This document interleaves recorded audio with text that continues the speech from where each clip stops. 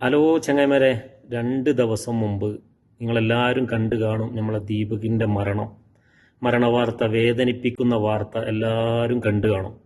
നമ്മളെ കേരളം ഇങ്ങനെ അറിയപ്പെട്ടുകൊണ്ടിരിക്കുകയാണ്. ഒരൊറ്റ മിനിറ്റ് ഞാനിപ്പോൾ शॉर्ट वीडियो ने ली 42 साल के दीपक की जान। केरला के कोझिकोड में 42 साल के दीपक पर KSRTC बस में एलिज्ड सेक्सुअल हरासमेंट का आरोप लगा।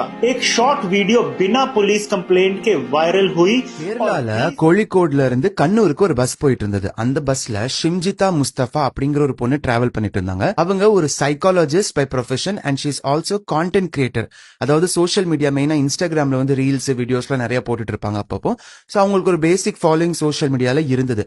அவங்க டிராவல் பண்ணிட்டு இருந்த அதே பஸ்ல தீபக் அப்படிங்கிற ஒரு நபர், ஒரு 40-42 இயர்ஸ் இருக்கும் அவருக்கு, அவரும் வந்து டிராவல் பண்ணிட்டு இருந்திருக்காரு. அவர் வந்து തിരുവനന്തപുരം മുതൽ കാസർഗോഡ് വരെയുള്ള ഡീലർസ് വിളിക്കുമ്പോൾ എൻ്റെ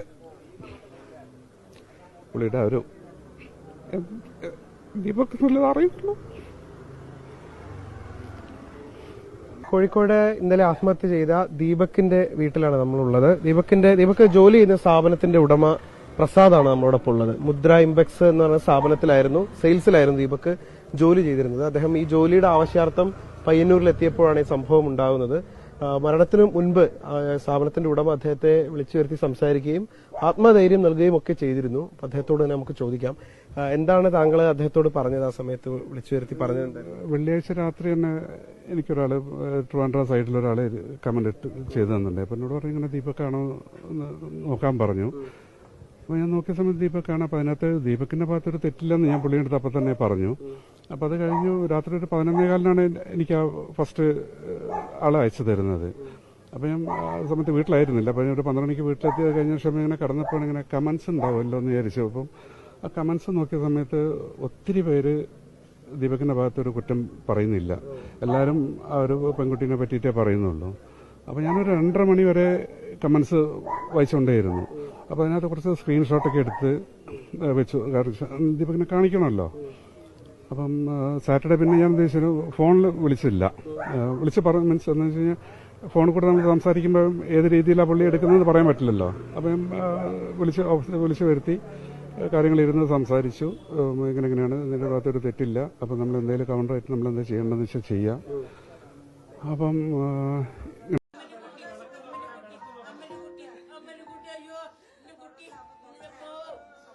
കണ്ടില്ലേ നിങ്ങളെല്ലാവരും വീഡിയോ? അപ്പം ഞാൻ ചുമ്മാ പറഞ്ഞതല്ല, നമ്മളെ കേരളം ഇങ്ങനെ അറിയപ്പെട്ടുകൊണ്ടേയിരിക്കുകയാണ്.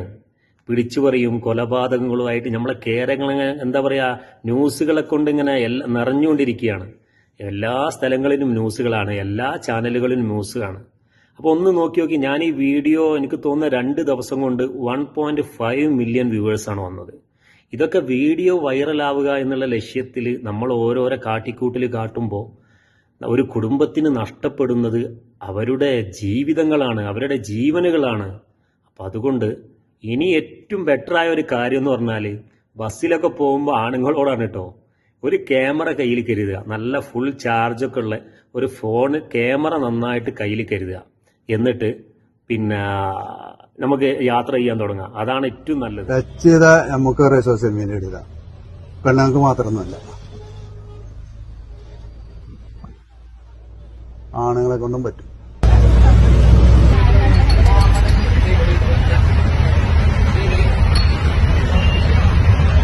நம்மளுங்க நிம்மதியா பஸ்ல கூட போக முடியல, இவளுங்களே வந்து உரசிட்டு வீடியோ போடுவாளுங்க.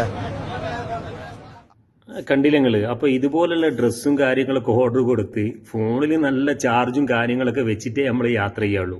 അപ്പോൾ ഇതുപോലെ മറ്റൊരു വീഡിയോയിൽ കാണാം. ബൈ.